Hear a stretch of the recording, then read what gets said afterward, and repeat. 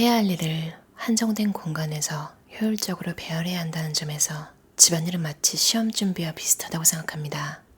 따라서 중요하지 않은 일을 과감하게 포기해야 하기도 합니다. 이런 생각으로 집안일을 하다 보니 해야 한다는 부담감에서 점차 벗어날 수 있었습니다. 비움에 서툰 당신을 위한 생활의 기술, 나에게 맞는 미니멀 라이프.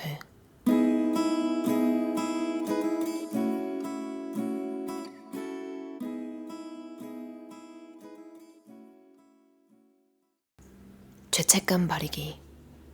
저에게 집안일이란 가족의 생활을 더욱 풍요롭고 만족스럽게 만들기 위한 작업입니다. 작업이 성공하려면 궁극적으로 제가 미소를 잃지 않고 평화로운 일상을 보내는 것이 중요합니다. 그래서 제일 먼저 다짐한 일은 하지 않아도 되는 집안일에서 손을 떼는 것이었습니다. 하지만 저와 같은 엄마이자 주부들은 마땅히 해야 할 일을 하지 않는다는 죄책감 때문에 선뜻 집안일에서 손을 떼기 어렵습니다. 흔히 사람들은 엄마가 집안일을 하는 시간이 가족에 대한 애정의 깊이와 비례한다고 여기곤 합니다. 그런 탓에 엄마의 집안일은 아침부터 밤까지 이어지지 않나요? 일이 얼추 마무리되어도 여전히 해야 할 일이 남았다고 생각해 무리하게 몸을 움직이는 것이 현실입니다.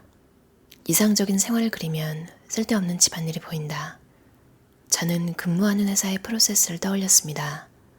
외국계 회사라 무슨 일이든 합리성을 우선하고 결과가 곧 이익이라는 생각을 바탕으로 업무가 진행됩니다. 시간을 얼마나 들였는지는 중요하지 않죠.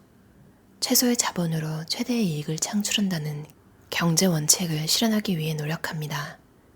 이를 위해서는 무엇보다 회사의 목표가 명확해야 합니다.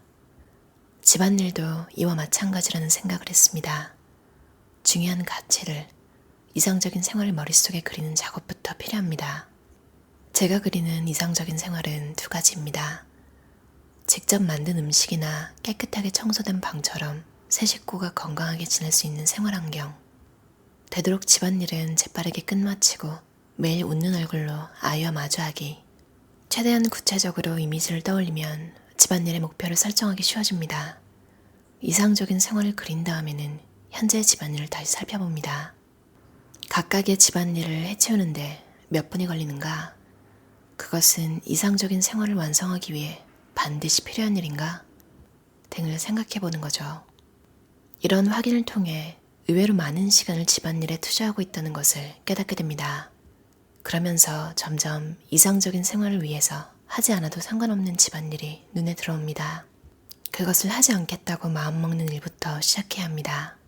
정해진 시간만큼 노력하기, 무리하지 않고 해낼 수 있을 정도의 시간을 배정하는 것이 좋습니다. 저의 경우에는 하루 2시간으로 정했습니다. 1시간짜리 요리 작업을 15분씩 쪼개어 하나씩 해치워보세요.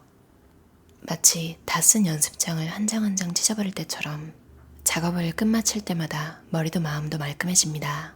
그렇다면 목표에서 제외된 우선순위가 낮은 집안일은 어떻게 해야 할까요?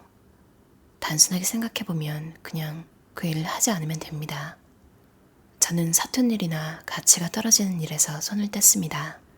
물론 잘하는 일이나 조금 번거로워도 가치를 생산하는 일은 포기하지 않았습니다. 제게는 다림질이 반복해도 늘지 않는 어려운 일입니다.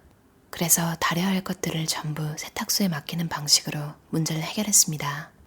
설거지나 바닥 청소는 가전제품을 사용해도 충분하다고 생각해서 식기세척기와 로봇 청소기에 믿고 맡기는 방법으로 서툰 집안일에서 해방되었죠. 다만 요리의 경우는 가족의 만족으로 이어지는 가치 있는 집안일이기 때문에 실력이 부족해도 직접 하려고 노력합니다. 미니멀 라이프를 위해서는 살림을 복잡하게 꾸리지 말아야 합니다. 방 안 여기저기에 장식물만을 걸어두지 않아도 정리정돈과 청소를 눈 깜짝할 사이에 끝낼 수 있습니다. 마음 편한 생활을 보낼 수 있는 포인트만 남긴다 생각하고 그 외의 것을 제거하는 방식으로 여유를 만들어갑니다. 이유 없이 물건을 소유하지 않는다. 일주일에 한 번 구입하는 달걀은 한 판이 아니라 6개씩 소포장된 상품을 선택합니다. 달걀을 어떻게 사용할지 정하지 않은 상태에서는 사지 않습니다. 싸니까, 있으면 언젠가는 쓰니까 라는 식으로 장을 보면 자기도 모르게 계획보다 돈을 더 쓰게 되거나 결국 재료를 버리게 되는 등 낭비가 늘어나니까요. 꼭 필요한 물건만 소량으로 구입하고 구입한 것은 모두 사용하는 습관을 마음에 새겨야 합니다. 오랫동안 정성 들여 집안일을 하는 것이 항상 좋다고는 생각하지 않습니다. 최소의 시간으로 최대의 효과를 거두고 남은 시간은 가족과 저의 즐거움을 위해 보내고 싶습니다.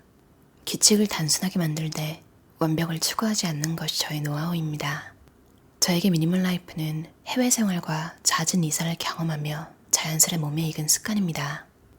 영세, 가족과 함께 거주, 자매 중 장녀로 자람, 3에서 11세, 독일 거주, 심플하고 실용적이며 건강한 삶에 익숙해짐, 11에서 18세, 일본 할머니 집에서 거주, 2개의 공간이 합쳐진 전통 일본식 방에서 생활, 18에서 22세, 가족과 함께 거주, 꿈에 그리던 내 방이 생겼고 인테리어에 대한 관심이 높아짐, 22에서 29세, 자취, 식기는 수납 케이스 달랑 하나, 출퇴근이 편하도록 회사 근처에서 생활, 29에서 31세, 남편과 함께 거주, 부부 모두 도심에서 근무했기에 일도 여가도 만끽하는 생활, 31세, 본격적으로 미니멀 라이프 시작, 차를 처분했다, 32세, 나홀로 미국 파견, 트렁크 하나 분량의 살림살이로도 생활할 수 있다는 것을 깨달음,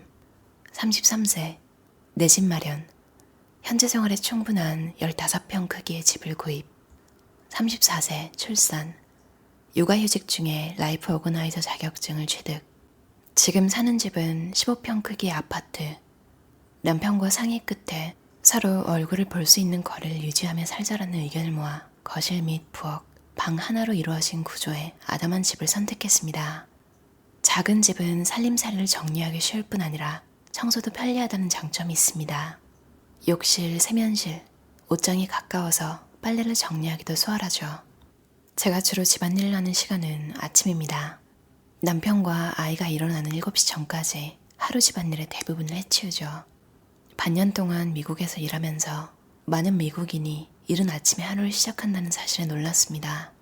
아침 7시를 조금 넘겨 출근하고 저녁 5시에 퇴근하는 것이 평균적입니다. 가족과 함께 저녁 식사를 하기 위해 아침 일찍 출근하는 것인데 퇴근 시간에 맞추어 업무 시작 시간을 정한다라는 발상이 제게는 신선했습니다. 집안일도 회사 업무와 똑같다고 생각합니다.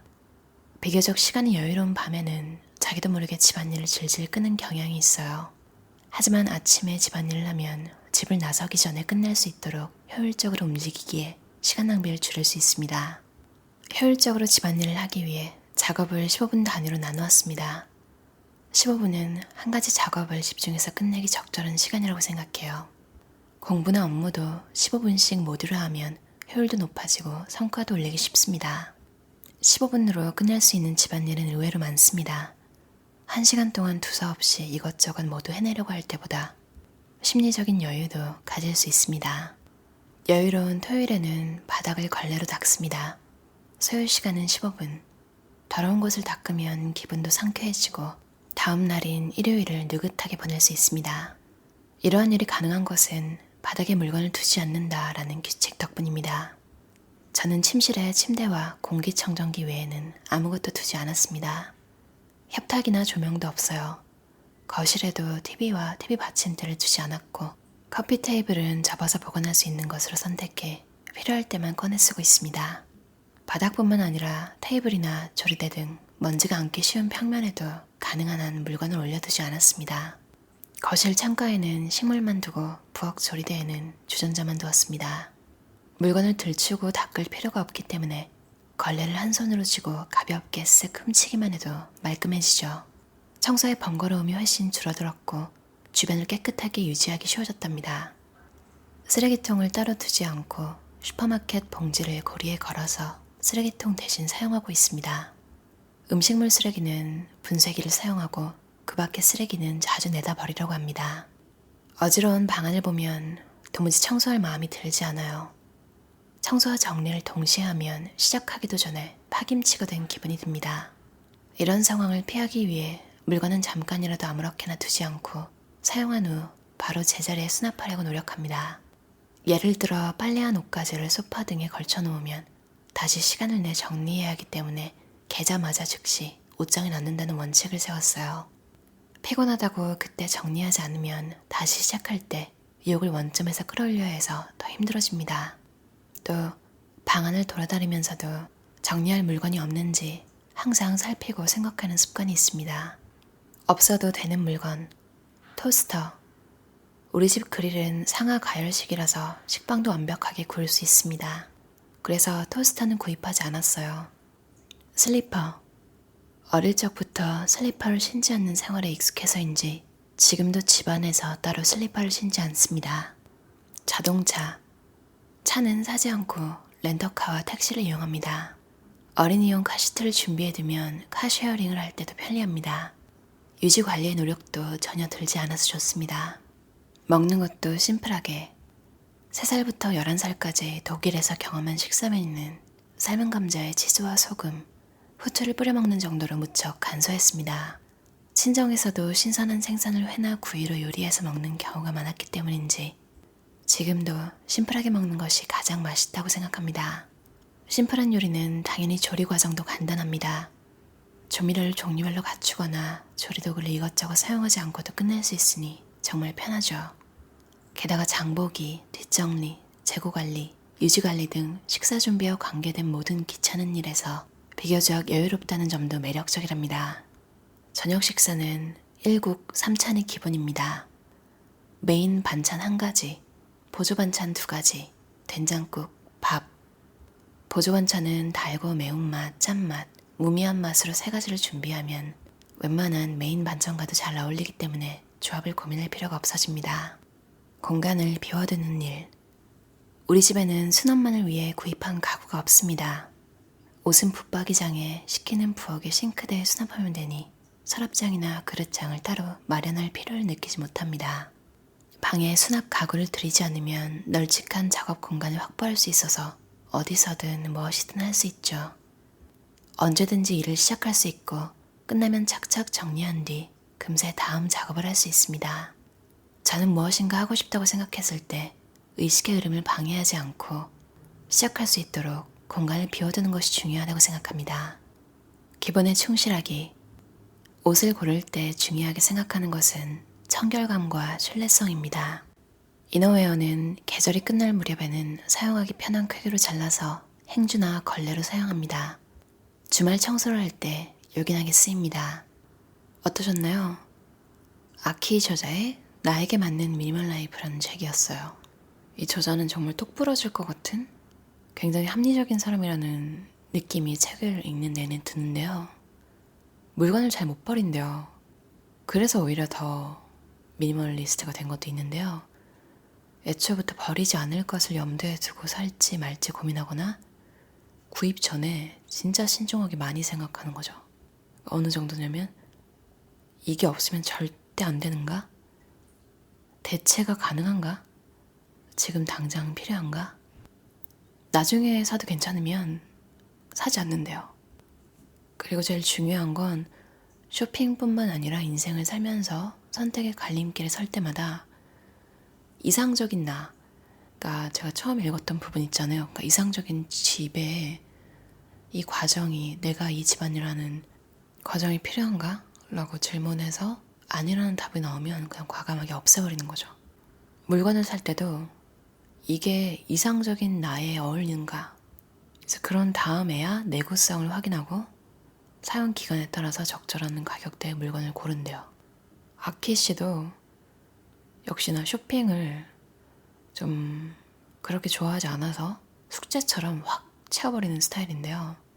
많은 미니멀리스트들처럼 브랜드, 디자인, 사이즈 정해두고 이제 반복해서 구입하는 스타일을 고수하고 있대요. 그리고 저도 이런 생각이 드는데요. 쇼핑을 할 때 이 돈으로 다른 일을 할 수 있지 않을까? 좀 냉정하게 생각하면 사실 안 사도 되는 물건이 더 많잖아요. 그리고 집을 15평짜리를 세 식구를 위해서 샀다는 게 방이 한 칸이잖아요. 세 식구가 산다는 게 대단하다는 생각이 들었어요. 방 하나에 거실 하나, 욕실 하나 이렇게 된 게 지금 제가 혼자 사는 구조인데 저는 발코니도 있거든요. 그래서 어떻게 보면 좀 혼자 사용할 공간이 그렇게 적지 않은 약간 크게 불편함이 없는 정도인데 새 가족이 산다. 어떻게 보면 둘 다 맞벌이라서 그럴 수도 있을 것 같아요. 아이는 또 유치원에 가고. 이렇게 살 수 있을까? 이렇게 생각해보니까 와, 이 사람도 했다면 나도 할 수 있겠다. 나중에 미래는 모르지만 그런 생각이 들다가도 할 수 있을까? 고양이 하나만으로도 지금 뭔가 이 정도면 더 이상 안 된다 이런 생각이 드는데 사람 하나당 방 하나가 필요하다는 고정관념을 좀 깨는 이야기였어요. 심지어 아이가 자랄 텐데 여러 가지 상상이 막 들었어요. 어떻게 헤쳐나갈까? 그렇게 생각하다 보니까 도미니크 로로 생각이 나더라고요. 도미니크 로로가 작은 집을 예찬한다라는 책에서 집을 혹시 작은 집을 좀 필요에 따라서 옆집에 사는 건 어떤가? 뭐 이런 이야기도 있었거든요. 그것도 괜찮은데? 혹시 우연히 옆집이 빈다면 옆집을 새를 이렇게 들거나 구매를 해서 아이가 자라는 동안에는 이렇게 양쪽을 쓰다가 아이가 또 독립을 할 거잖아요. 그때는 이제 정리를 하거나 이제 부부가 은퇴를 했다면 두 개를 각자 이제 사무실 같이 써도 될 것 같아요. 이 책을 읽으면서 좀 한국의 일하는 방식 있잖아요. 그러니까 시간을 오래 쓰는 사람이 더 인정받는? 그게 되게 부당하다고 느꼈는데 야키 씨가 딱 그렇게 짚어줘서 되게 와닿았어요. 한국도 심하다고 하지만 일본도 되게 경쟁? 보이는 것에 대한 경쟁이 되게 심하다고 들었거든요. 아, 이런 생각도 하는구나. 가정에서 시간을 많이 보내고 집안일을 오래 할수록 가족을 다 사랑한다. 이런 고정관념이 있구나. 되게 힘들었겠다, 일하는 입장에서. 가끔은 좀 우리가 뭐 과정을 중시하라 이런 이야기를 배웠지만 집안일에 관해서만큼은 가볍고 간단하게 결과가 괜찮으면 과정을 뭐 그렇게 길게 하지 않아도 괜찮은 게 아닌가 이런 생각이 들었어요. 그럼 오늘도 들어주셔서 감사합니다.